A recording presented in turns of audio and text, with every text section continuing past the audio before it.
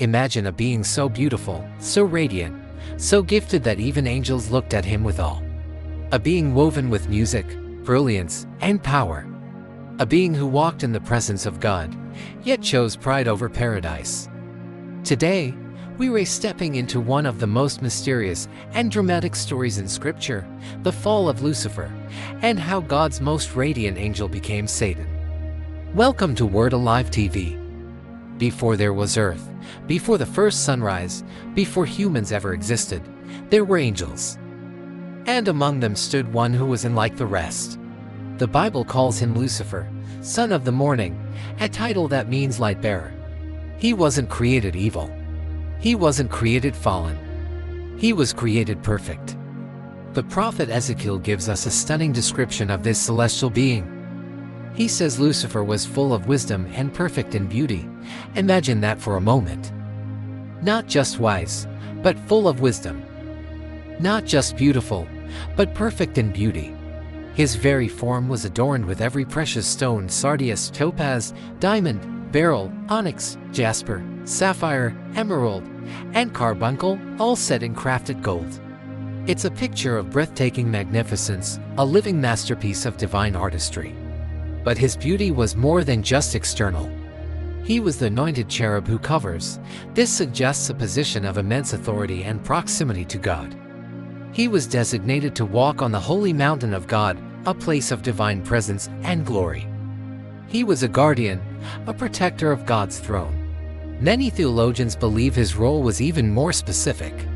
Given his description as being created with the workmanship of your timbrels and pipes, it's widely thought that Lucifer led worship in heaven. Can you imagine the sound?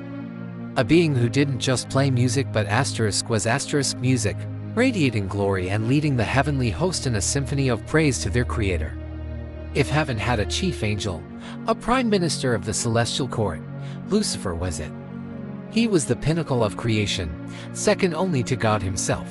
He had it all: beauty, wisdom, position, and privilege. But here's the turning point. In the midst of all this perfection, a shadow began to form. The Bible gives us the source of the rot: your heart became proud because of your beauty. It's a chilling statement. The very thing that made him glorious became the seed of his destruction. Lucifer's fall didn't happen in a single, dramatic moment. It began as a whisper in his own heart. A small, insidious thought that took root and grew. Why am I not equal to God? Why shouldn't I sit on the throne? Why should God rule everything? Pride is a subtle poison. It convinces you that you deserve more, that you are the center of the universe, that your will should be supreme. Lucifer looked at his own reflection, his wisdom, his power, and he began to worship the creation instead of the Creator. He forgot that everything he was, everything he had, was a gift. It's crucial to understand this. Lucifer didn't want to replace God as Creator. He couldn't create. He wanted God's position. He wanted his authority. He wanted the worship that belonged to God alone. The prophet Isaiah in chapter 14 gives us a chilling glimpse into Lucifer's internal monologue, the 5 I wills that sealed his fate. He said, "I will ascend to heaven. I will raise my throne above the stars of God.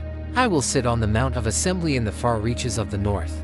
I will ascend above the heights of the clouds. I will make myself like the Most High." 5 times, he declared his own will against God's will. It's the very essence of sin. He wanted the throne without the sacrifice.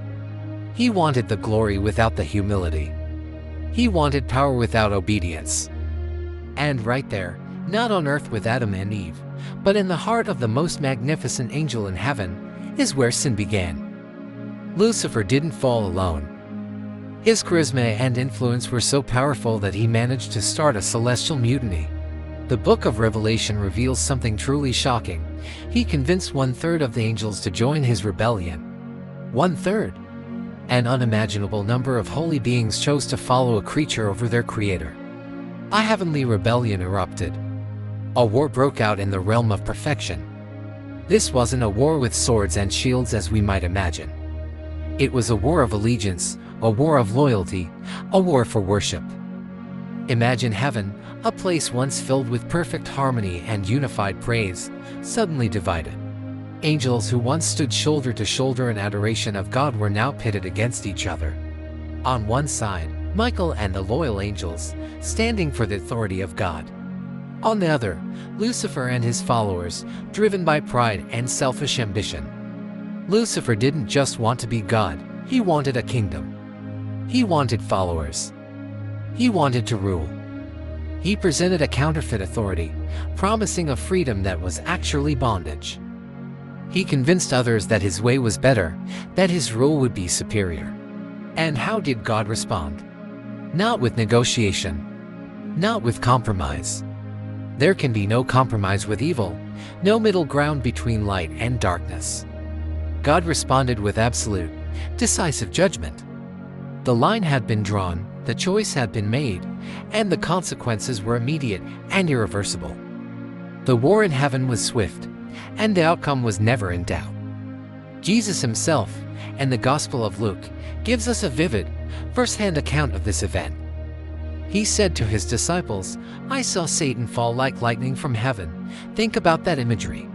Not slowly, not gradually, like a setting sun. Like lightning.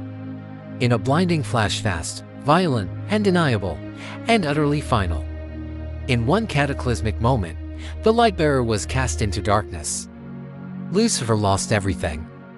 He lost his exalted position as the anointed cherub. He was stripped of his breathtaking beauty, which became twisted and corrupted.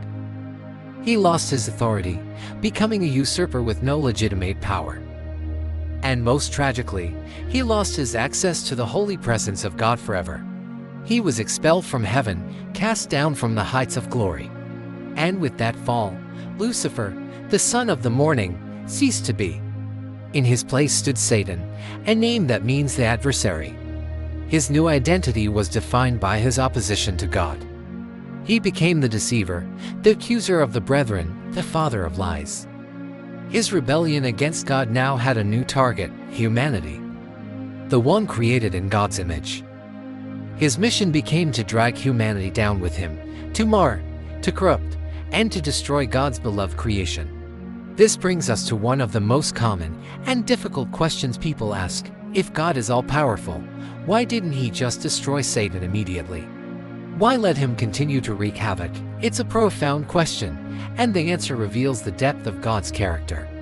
God's justice is perfect, and his wisdom is beyond our own. Every being, whether angel or human, is created with a purpose and will face a final judgment. Satan's story isn't over yet. His ultimate destiny is not a mystery. It is clearly declared in Scripture. The book of Revelation foretells his end with absolute certainty. He will be bound. His influence will be temporarily cut off. He will be definitively defeated at the final battle. And ultimately, he will be thrown into the lake of fire, a place of eternal judgment prepared for him and his fallen angels.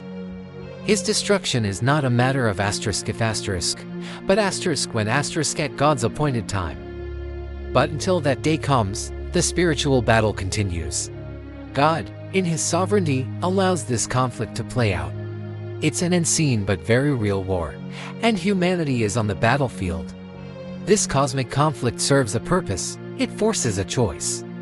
It gives every human being the chance to choose whom they will serve: the God of love, humility, and salvation, or the adversary of pride, rebellion, and destruction. God doesn't force our allegiance, he invites it. The story of Lucifer is more than just an ancient tale about an angel who fell from grace. It's a timeless and urgent warning about the destructive power of pride. It's a profound reminder that our choices have eternal consequences. And above all, it's a spotlight on the perfect justice and ultimate victory of God. If you want more Bible stories told with clarity, emotion, and truth, make sure to subscribe to Word Alive TV. Thanks for watching.